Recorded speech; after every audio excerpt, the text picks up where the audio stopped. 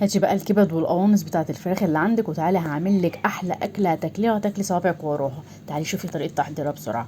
هجيب طاسه على النار واحط فيها معلقتين زيت وهنزل عليهم ببصلتين كده حلوين مقطعهم مكعبات. ودي كده خلطه انا بعملها بالفلفل الحار وتوم وزيت وكده وملح وبقلبهم مع بعضهم واحطهم في برطمان في التلاجة بتنفعني في وقت الازمات. هجيب بقى القوانص هكون غسلاها وشطفاها كويس جدا تحت الحنفيه. وهكون بقى ايه مقطعاها زي ما انت شايفه كده قطع صغيره. هقلبها لان انتوا طبعا عارفين ان القوانص بتاخد وقت اكتر من الكبد. فهقلبها تقليبه حلوه كده مع البصل واسيبها تتشوح معايا لغايه لما تدبل معايا كده. واحس ان هي قربت تخش على السوا هبدا انزل عليهم الكبد. طبعا الكبد برضه انا مقطعاها كده قطع وغسلاها غسله كويسه.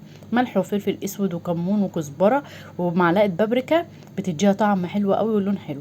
هقلبهم مع بعض واسيبهم يستووا تماما. هنزل عليهم بطماطمتين مقطعاهم مكعبات. وبعد كده هقلبهم برضو تقلبتين حلوين. وهبدأ انزل عليهم برضو ب... فلفلتين كده مكعبات كده رومي. يكون بارد او لو عايزاه حار بقى حسب الرغبة. وهتقلبيهم مع بعض كده وتقلبتين بس على النار. وابدأي كلي كده بألف هنا وشفا.